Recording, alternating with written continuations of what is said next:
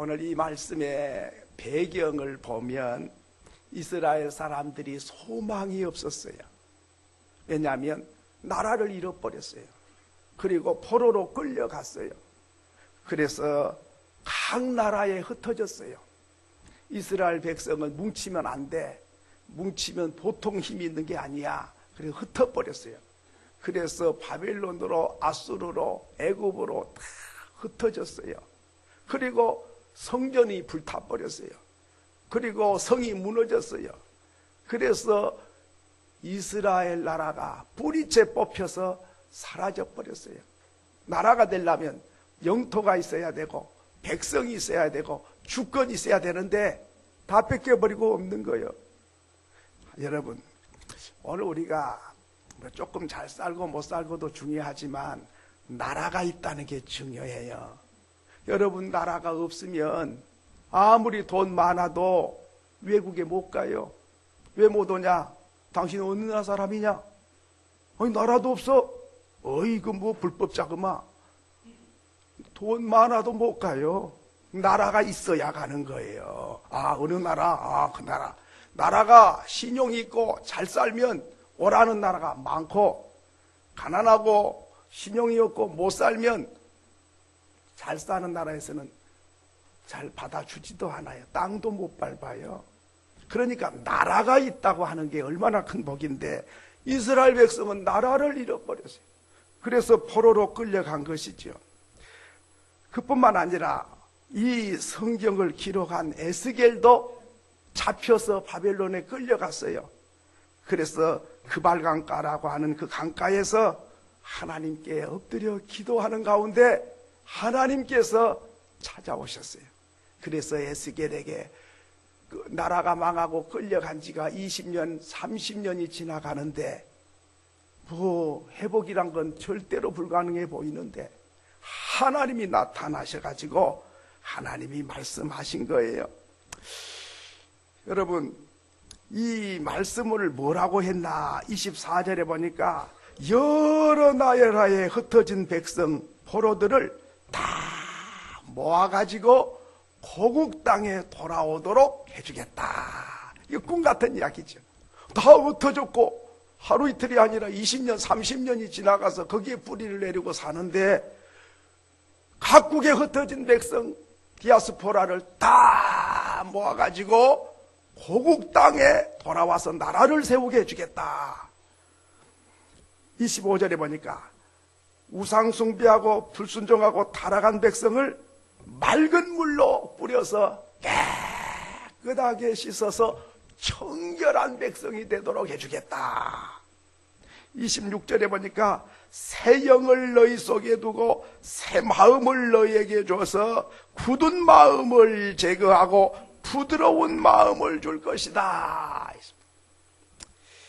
여기 굳은 마음이라고 하는 글자에 번호가 써졌지요. 그 번호를 맨 밑에 내려와서 1번을 찾아보면 뭐라고 써졌습니까? 돌이라 써있어요. 이게 무슨 말입니까? 굳은 마음은 돌덩이 같은 마음. 이 마음을 부드러운 마음은 또 뭐라고 써졌나요? 어떤 성경에는 살이라고 써졌고 어떤 성경에는 고기라고도 써졌어요. 살결같이 부드러운 마음을 갖게 해주겠다. 마음이 완악하고 강팍한 마음을 부드러운 살결 같은 마음으로 바꾸어주겠다 하는 것입니다. 여러분, 성경에 보면 우리 마음을 예수님이 4가지로 비유를 말씀했습니다. 가시밭 같은 마음이 있다. 가시가 놓쳐서 쓴뿌리가 있어가지고 만나는 사람마다 찔러대고 쓴물을 품어내는 그런 가시 돋친 마음이 있고, 길바닥 같은 마음이 있다. 단단히 굳었다. 아니, 돌박 같은 돌덩이처럼 단단한 마음이 있다. 그리고 옥토 같은 마음이 있다 그랬습니다. 자, 그런데 돌 같은 마음, 그 굳은 마음을 다 제거하고 부드러운 마음, 옥토 같은 마음을 갖도록 바꾸어 주겠다 하는 것입니다. 여러분, 우리 원래의 사람들은 태어날 때부터 아담과 하와로부터 죄가 물려져서 악하게 태어났어요. 그러니까 마음에 다 돌덩이처럼 굳어 있어요. 자, 그런데 오늘 이 돌 같은 마음을 가진 사람은 보면 딱 표가 나요. 여러분, 마음이 고운지 안 고운지 모르잖아요. 그런데 알 수 있는 길이 딱 하나 있어요. 어떻게 알죠? 내 마음에 슬프면 어디에 표가 나지요? 얼굴에 표가 나요. 내 마음이 기쁘면 어디 표가 나지요? 얼굴에 표가 나요. 그러니까 돌덩이같이 굳은 마음인지 부드러운 옥토 같은 마음인지도 어디 보면 알까요? 얼굴 보면 나와요. 숨길 수가 없어요. 그래서 이 마음이 어떤지, 돌덩이 같은지 아닌지는 어떻게 아나? 마음이 굳은 사람은 표정도 굳어요. 그래서 심각해요. 아주 성나가지고 있는 사람 같아요. 그뿐만 아니라 이 눈도, 마음이 굳어 있는 사람은 눈도 굳어 있어요. 눈을 팍 부릅뜨고 그냥 눈 안에 잡아 있을 것 같아. 이게 마음이 굳었다는 뜻이거든요. 그리고 코도 굳어요. 숨소리가 막 이렇게 숨을 가쁘게 쉬면 이게 지금 마음이 굳었다는 사인이에요, 이게. 그리고 입도 굳어요. 입이 튀어나와가지고, 입이 튀어나오면서 말씨도 굳어버려요. 그래가지고 막 커지고 거칠어요. 이게 뭐요? 마음이 굳었다. 반대로 마음이 부드러우면 어떻지요? 표정이 밝아요. 그리고 눈도 상당히 따뜻한 눈빛이에요. 숨소리는 들리지도 않아요. 대화를 하면 대화가 부드러운 대화를 해요. 아주 친절해요. 이게 부드러운 마음을 가졌다는 표시죠. 자, 그런데요, 이 부드러운 마음을 가지면 수용성이 있어요. 그래서 여러분 농사 지어 보셨습니까? 좋은 밭은 가면 땅이 참 흙이 부드럽고요, 거무스름해요. 그래가지고 씨를 뿌리면 씨가 뿌리를 내리고 금방 싹이 나갖고 열매를 맺고 아주 열매를 많이 맺고 뿌리를 깊이 내려요. 그런데 밑에 돌이 많아. 이 흙이 조금만 덮여 있고 그냥 돌이 막 바위가 있고 뭐 흙만 조금 덮여 있어요. 그럼 씨를 뿌리면 어떻게 되죠? 흙이 있으니까 싹이 나긴 나요. 근데 조금 지나면 뿌리를 못 내린 거예요. 돌이 있어가지고. 그런데다가 비가 조금 가물어가지고 햇볕이 쨍쨍 나면 말라져 죽어버리는 거예요. 그러니까 씨앗이 들어오면 잘 포용하는 수용성. 돌멩이 밭에 떠지면 돌인방에 부딪히고 토토톡 하고 다 튕겨 나가버리는 거예요. 우리 마음이 부드러운 옥토 같은 마음을 가지면 누가 무슨 말을 하면 그러시구만요. 아이고 그러시겠네요. 아이고 그렇구만요. 수용성이 있어요. 잘 들어줘요.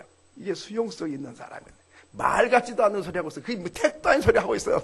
이런 사람은 마음이 굳어 있어가지고 수용성이 없어요. 내 마음이 안 맞으면 무조건 듣기 싫고 아예 멀리 해버리는 거예요.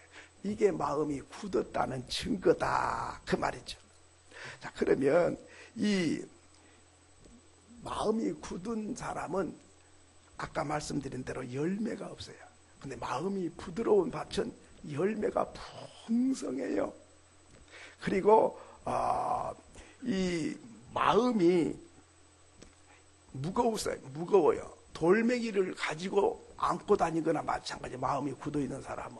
그러니까 마음이 굳어있는 사람은 표정만 어두운 게 아니라 기쁨이 없어요. 평안이 없어요. 행복을 몰라요. 그러니까 마음이 항상 불편해요. 그러니까 옆에 간 사람 가까이만 오면 그냥 신경질적으로 반응을 해요. 그러니까 나도 불행하고 옆 사람도 불행해지는 거죠. 마음이, 이 무거운 마음을 갖고 있으면 자신이 불행해져요. 왜? 내 안에 돌덩이를 가지고 있으니 얼마나 무겁고 힘들겠어요. 눌려갖고 있거든요. 그런데요, 성경에 보면 이런 사람이 누구냐? 구약시대에 사울 왕이라고 이스라엘 나라 초대 왕이 있었어요. 그런데 이 왕이 마음이 굳어 있었어요. 그래서 얼마나 마음이 굳어 있는지 몰라요. 사무엘상 16장 14절에 보면 그 마음에 악신이 들렸다 그랬어요. 그러니까 굳은 사람의 배후에는 누가 조정을 하냐면 악신, 악한 영, 사단이 조종을 하니까 마음이 굳어지는 거예요. 그러니까 악신이 조종할 때는 왕이 얼마나 악해지는지 자기 사위고 나라를 건진 다윗을 창을 던져가지고 죽이려고 그래요. 마음이 굳어 있으니까는 사위고 뭐 충신이고 안 보여. 죽여버려야 돼. 그런데요, 악신이 떠나가고 하나님의 영이 그 안에 들어오면 사무엘상 16장 14절에는 악신이 들릴 때 그러고 사무엘상 10장 9절로 10절에 보면 하나님의 영이 임할 때가 있었어요. 하나님의 영이 임하니까 천사가 됐어요. 그래서 선지자처럼 하나님 앞에서 예언을 하는, 그러니까 똑같은 사울 왕이지만은 사단의 조종을 받을 때는 강팍해지니까 창을 던지고, 그리고 하나님의 신이 임하니까 마음이 부드러워져 가지고 예언을 하고, 이게 천국과 지옥을 왔다 갔다 하는 거예요. 그렇습니다. 오늘 우리 마음이 굳어지면 우리 삶이 짓눌려져 가요. 그래서 잠도 잘 안 오고 기쁨도 없고 평안도 없어요. 그런데 마음이 부드러워져야 되는데 내 마음을 내 마음대로 못해요. 나도 부드러워지고 싶지요. 그런데 이 굳어있는 마음을 내가 깨트리고 싶은데 깨트릴 능력이 내게 없는 거예요. 아무리 장사라도 내 돌멩이를 깨고 바위덩어리는 깰 수 있어도 내 안에 있는 무거운 이 강팍한 마음, 이 굳은 마음을 깨트릴 수가 없어요. 한마 가지고 때려도 안 되는 거예요. 그럼 어떻게 해야 됩니까? 오늘 성경에서 답을 보여줍니다. 새 영을 너희 속에 두고 새 마음을 너희에게 주되 굳은 마음을 제거하고 부드러운 마음을 줄 것이니라. 아하, 내 안에 강팍한 이 굳은 마음을 내가 깨뜨린 게 아니고 하나님의 영이 내 안에 들어오시면 산산조각이 나가지고 부드러운 마음이 된다. 그런데 아무리 내 마음속에 강팍한 이걸 깨뜨리려고 해도 내 힘으로는 깨뜨릴 수가 없다 하는 것입니다. 여러분, 하나님이 우리 안에 들어오시면 놀랍게 내 고정관념을 깨버려요. 그리고 내 자아를 깨뜨려버려요. 그리고 내 죄성을 산산조각 내버려요. 성령께서 말씀하시는 거죠. 여러분, 내 말이 불같지 아니하냐? 내 말이 반석을 쪼서 부서뜨리는 방망이 같지 않더냐? 하나님께서 하나님의 말씀으로 성령께서 우리 안에 찾아오시기만 하면 우리 마음이 돌 같은 마음이 부드러운 마음이 되고 강팍한 마음이 이렇게 옥토와 같은 마음이 된다 하는 것입니다. 그러면 이 마음이 들어오면, 이 하나님의 영이 우리 안에 오면, 그러면 27절에 내 영을 너희 속에 두어 율례를 행하게 하고 규례를 지키게 한다. 하나님의 영이 우리 안에 안 들어오면 말씀대로 살 능력이 없어요. 말씀 좋지. 그러나 내가 그 말씀을 지키고 따라갈 능력이 없어요. 그런데 내 안에 하나님의 영이 오시면 하나님의 말씀을 따라갈 능력이 생긴다 그 말이죠. 오늘 28절에 보니까 너희는 내 백성이 되고 나는 너의 하나님이 되리라. 관계가 회복이 된다 이 말이죠. 하나님의 영이 우리 안에 들어오지 아니하시면 하나님과 나와는 아무 상관이 없어요. 그런데 하나님의 영이 내 안에 오시면 너희는 내 백성이 되고 나는 너의 하나님이 되리라 했습니다. 그러니까 하나님의 영이 우리 안에 오셨느냐 안 오셨느냐로 판가름이 나는 거예요. 교회만 왔다 갔다 한다고 뭐 되는 게 아니라 하나님의 영이 들어오지 아니하면 하나님과 아무 상관이 없어요. 로마서 8장 9절에도 보니까 누구든지 그리스도의 영이 없으면 그리스도의 사람이 아니다.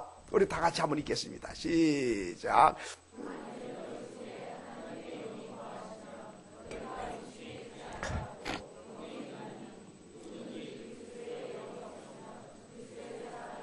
그리스도의 영이 내 안에 없으면 그리스도의 사람이 아니다. 그러니까 교회만 왔다 갔다 한다고 천국에 맡아놓고 가는 게 아니고 내 안에 하나님의 영이 들어와야 돼요.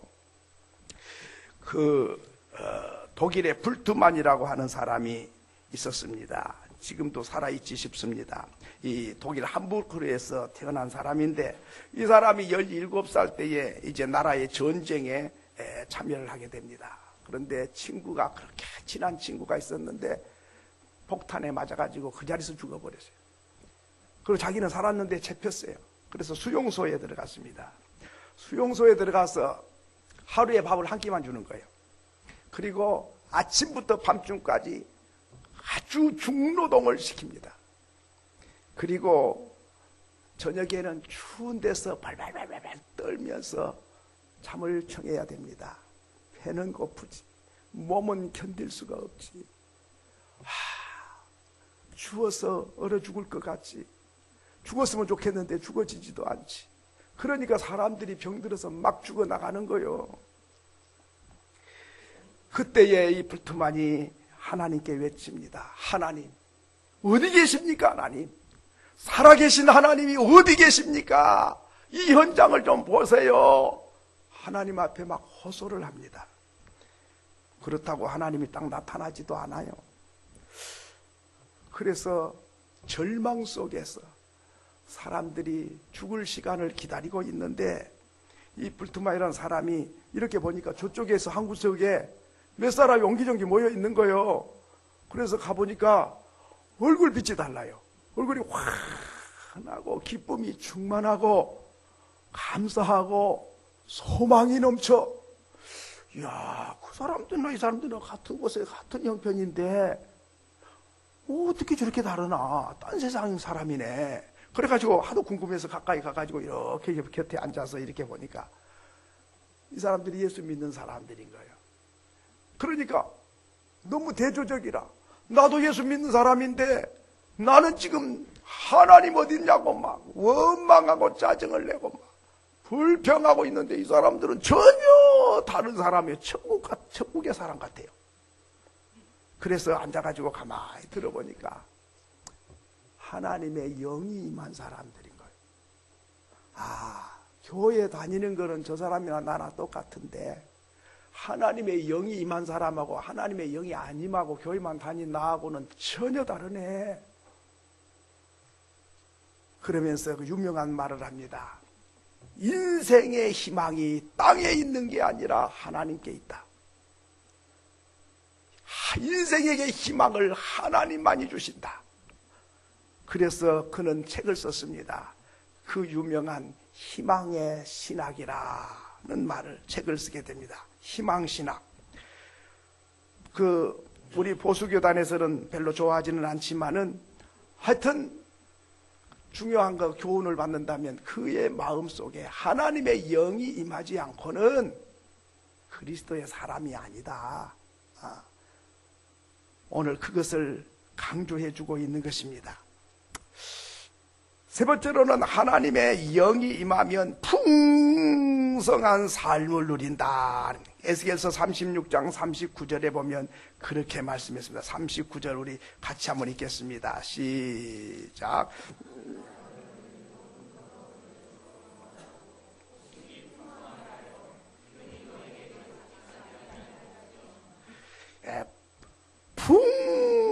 풍성하게 해서 기근의 욕을 여러 나라에 당하지 않게 할 것이다.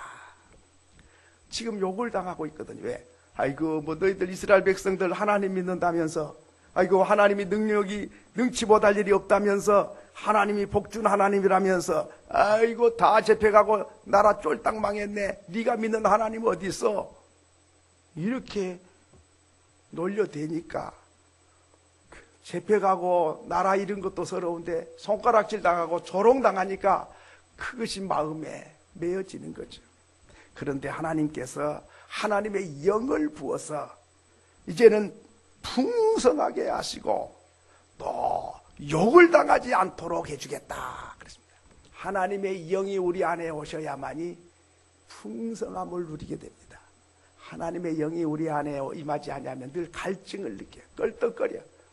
이거 있어야 되겠고 저거 없어서 안 되겠고 막 그냥 기쁨이 없고 만족이 없어요. 하나님의 영이 오시면 우리는 아무것도 없어도 있는 그대로 만족할 수 있죠. 우리 인생 마음 속에는 채울 수 없는 공간이 있어요. 세상 것 다 은금보화 부귀영화 명예를 다 줘도 안 채워지는 공간이 있어요. 왜? 내 마음이 우주보다 더 넓어. 그러니까 안 채워져요. 그런데 어떻게 하면 채워지냐? 하나님이 우주보다 더 큰 하나님이 내 안에 들어와 버리면 그러면 이제 만족이 되는 거예요. 그래서 시편 23편에 여호와는 내 목자시니 내게 부족함이 없으리로다. 하나님이 목자가 될 때만이 부족함이 없고 만족하지, 하나님을 떠난 인생은 세상의 것 다 내 손에 쥐고 흔들어도 만족이 안 됩니다. 그래서 우리 하나님이 오셔야만이 우리를 풍성하게 하고 만족해 할 것이라. 에스겔서 36장 31절에는 보면 너희 모든 죄와 가증한 일을 믿게 보리라. 가치관의 변화가 오는 거죠. 그동안에 그렇게 달콤하고 좋았던 것이 하나님의 영이 내 안에 들어오고 보니까 시시해 보이고 별 가치가 없고 좋아 예뻐 보이는 게 다 미워져 버리는 거예요.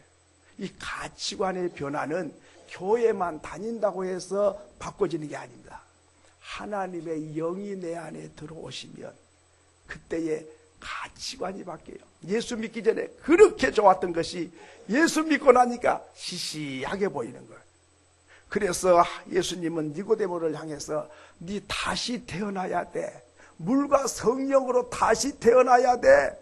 그래야 하늘나라 볼 수 있고 하늘나라를 들어갈 수 있다 말씀하십니다. 그러므로 오늘 우리는 예수를 믿기 전이나 믿은 후나 가치관이 안 바뀌었고 여전히 돈이 제일이고 먹고 마시고 즐긴 것이 최고라고 생각한다면 미안한 이야기지만 하나님의 내 안에 영으로 와 계신 사람이 아니에요. 종교인이에요. 이 땅에 것으로 만족하는 안 믿는 사람, 죽으면 끝나고 이 세상이 전부다고 생각한 사람의 가치관과 이 땅을 떠나서 영원한 천국이 기다리고 있다고 생각하고 믿는 사람의 가치관은 하늘과 땅이지요. 그러므로 오늘 우리는 하나님의 영이 내 안에 오셔야만이 가치가 달라지는 거죠. 여러분, 믿음의 가장 큰 적이 뭔지 아십니까? 다른 사람이 아니에요. 믿음의 큰 적이 세상에 있는 게 아니에요. 내 안에 있어요. 왜냐? 이 굳은 마음, 내 자아로 똘똘 뭉쳐있는 마음, 내 가치관으로, 내 생각으로, 이것으로 똘똘 뭉쳐있는 한 이 고집 때문에, 이 자아 때문에, 이 강팍한 때문에 우리는 망하게 돼요. 여러분 잘 아시다시피 애굽 나라에 바로 왕이 있었습니다. 모세가 가서 내 백성 내놓으라, 데리고 광야로 나가서 가나안 땅을 갈 것이다. 지팡이 들고 목동이가 내 백성 내놓으라고 호령을 합니다. 이렇게 보니까 뭐 행편없어요. 거지같이 생긴 목동이 하나가 막대기 하나 들고 와가지고 대애굽 제국의 임금님 앞에서 내 백성 내놓으라 그래요. 이스라엘 백성이 노예 생활을 해서 이스라엘 사람이 편히 잘 먹고 잘 사는데 이 백성 다 데리고 가겠다는 거죠. 못해. 그래? 그러더니 물이 다 피가 돼버렸어요. 그러니까 그래 데려가 해놓고 피가 다 맑아지면 못해.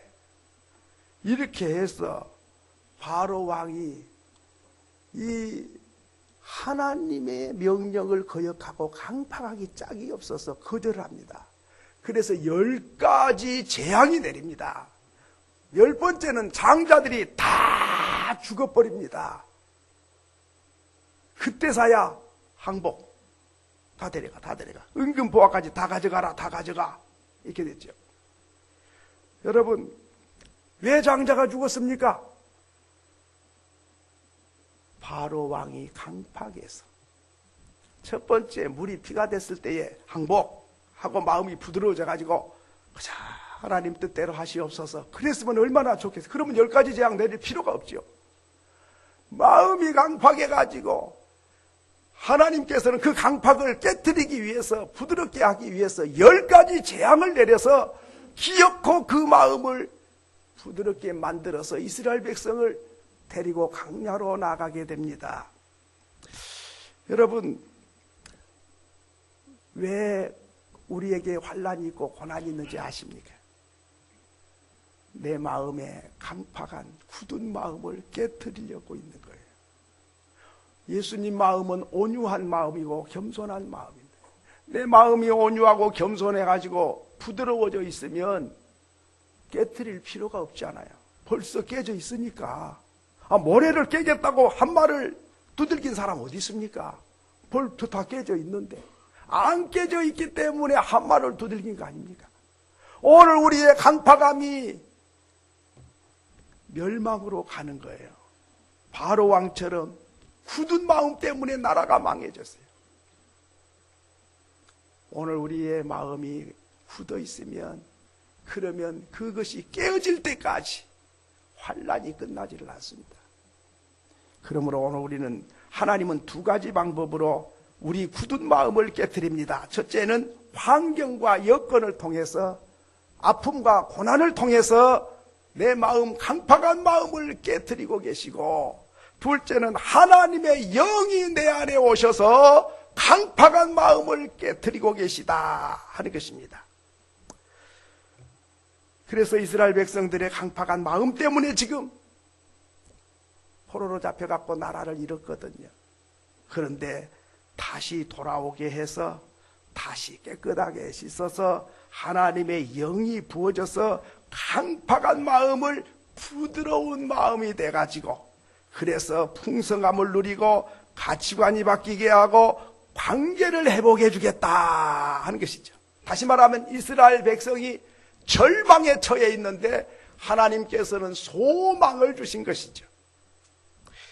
그러면 이스라엘 자체가 소망을 가진 게 아니라 하나님의 영이 오심으로 인해서 바로 강팍한 마음 깨져서 부드러운 마음이 돼서 하나님은 소망을 갖게 하신다.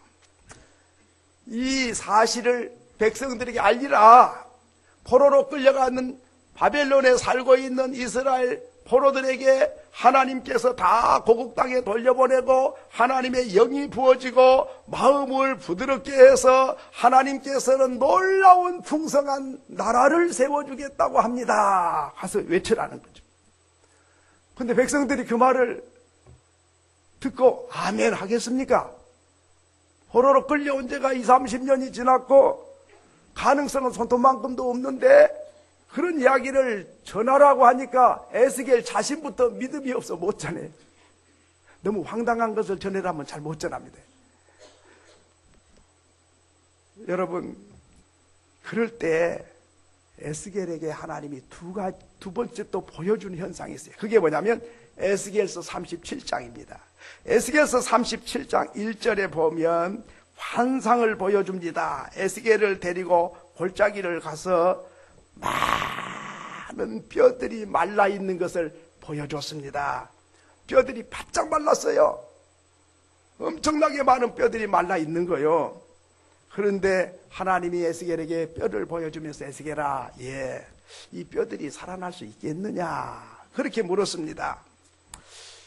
여러분에게 뼈들을 보여주면서 살아나겠느냐 물으면 여러분 어떻게 대답하실까요? 여러분 어떻게 대답하시겠어요? 살아나겠습니다. 그렇게 대답이 잘 되겠습니까?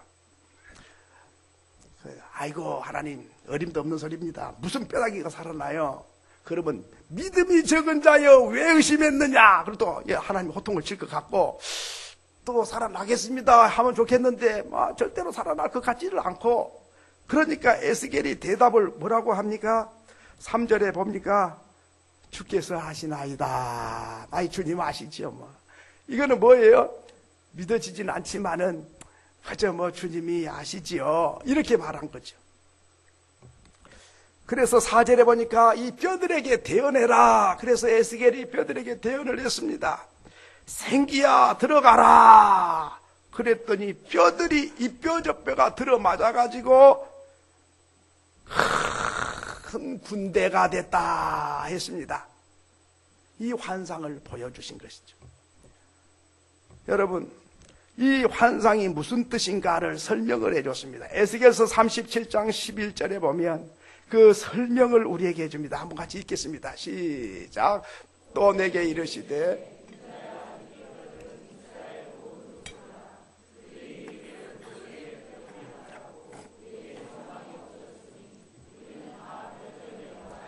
이 말씀을 가만히 한번 읽어보세요. 이 뼈들은 누구를 말한 거죠? 이스라엘 족속이라. 이 뼈가 지금 말라붙어있는 이스라엘 족, 소망이 없다 그 말이죠. 가능성이 없는 거죠. 그들이 이르기를 우리의 뼈들이 말랐고 우리 소망이 끝났고 그 말이죠. 우리의 소망이 없어졌으니 우리가 다 멸절되었다. 이렇게 마른 뼈와 같이 나라가 완전히 끝났는데 뼈들이 큰 군대가 돼서 힘있는 군대가 된 것처럼 하나님의 말씀이 들려지고 하나님의 영이 부어지면 희망이 안 보이는 사람에게 희망이 보이고 힘이 없는 자에게 힘이 될 것이다. 이 마른 뼈를 보여주면서 에스겔에게 이스라엘 백성에게 가서 외치라 했습니다.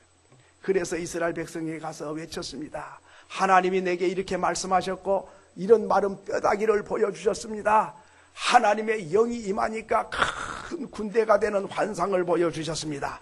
여러분, 지금은 마른 뼈와 같이 소망의 절벽이지만은 하나님께서 놀라운 역사로 흩어진 백성을 고국 땅에 불러 모으고 나라를 건설해서 강력한 나라를 하나님이 세워주실 것입니다. 이렇게 외친 거죠. 그런데 사실 그 예언이 이루어졌습니까? 안 이루어졌습니까? 예? 이루어졌지요. 그래서 잡혀간 지 70년 만에 포로들이 다 귀환에 돌아와서 성전을 세우고 나라를 세우는 나라가 이스라엘 나라라 그 말이죠. 자, 그런데 하나님이 그렇게 계획을 들려주시고 보여주시고 전하라고 하셨습니다. 그러나 하나님이 그렇게 하겠다고 계획을 세워놔도 나는 뒷짐지고 가만히 있고 내가 할 테니까 너는 가만히 있으라, 그게 아니고 너도 할 게 하나 있다는 거예요. 내가 하겠지만 너도 쉬지 말아야 될 게 하나 있다. 그것이 에스겔서 36장 37절입니다. 중요한 구절 한번 같이 읽겠습니다. 시작. 주 여호와께서 이같이 말씀하셨느니라. 그래도 이스라엘 족속이 이같이 자기들에게 이루어 주시기를 내게 구하여야 할지라. 이게 너무 중요한 말씀이에요. 하나님이 그렇게 약속을 했다. 그래도 이스라엘 족속이 이같이 자기들에게 이루어 주시기를 내게 구하여야 할지라. 뭐 해라는 거죠? 기도해야 된다. 기도. 하기는 내가 해줄 거야. 그러나 너희들은 뒷짐지고 앉아있는 게 아니라 구경꾼 되지 말고 기도를, 그래도 내가 하겠다고 했고 계획을 세워놨고 예언을 했고 약속을 했지만은 그래도 너희들은 쉬지 말고 기도하여 구하여야만이 이 일을 이루어주겠다. 이 말을 가만히 밟고 깊이 생각해보면 기도는 내가 하고 일은 누가 하시고? 하나님이 하시고. 그 유명한 말 있죠? 기도를 안 하면 내가 일하는 것이고 기도를 하면 하나님이 일하신다. 그 유명한 말이 여기서 나왔습니다. 여러분, 그렇습니다. 기도하는 사람 힘이 없어 보여요. 그러나 기도를 하면 하나님이 일하시고 기도 안 하면 하나님이 계획을 세워놨어도 구경꾼에게는 일 안 하셔요. 그렇기 때문에 성경에 약속이 많이 있습니다. 그래도 우리는 기도해야만이 하나님이 그 뜻을 이루시겠다 했습니다. 성경의 약속들이 얼마나 많습니까? 이렇게 하라, 내가 복을 주겠다, 복을 주겠다, 내가 할 거야, 많은 약속을 했습니다. 그런데 네가 할 건 딱 한 가지, 기도하는 일만, 그것만은 쉬지 말아야 된다. 이제 말씀을 맺습니다. 봄이 와서 땅이 녹고 이제 새싹이 돋아날 것입니다. 지금은 땅이 꽁꽁 얼어붙어 가지고 바위덩어리처럼 얼어붙어 있어요. 그런데 따뜻한 봄 햇살이 내려 쬐기 시작하면 눈이 녹아지고 얼음이 녹아지고 얼어붙은 땅이 다 녹아지면 새싹이 돋아납니다. 마찬가지로 얼어붙은 우리의 마음, 돌멩이처럼 굳은 마음, 강팍한 마음, 이 마음 하나님의 성령이 오셔서 녹이시며 녹아지기만 하면 희망의 새싹이 돋아날 줄 믿습니다. 그래도 구하여야 할지니라, 기도하고 하나님을 바라보며 하나님의 성령을 충만히 받기를 소원하면 마음에 돌 같은 마음이 다 부드러운 마음이 되고, 그래서 하나님께서는 그 하나님의 놀라운 약속을 이루기를 원하신다. 희망이 넘쳐나게 됩니다. 하나님 앞에 부드러운 마음을 가지고 희망찬 나날을 주 앞에 보낼 수 있기를 소원합니다. 예.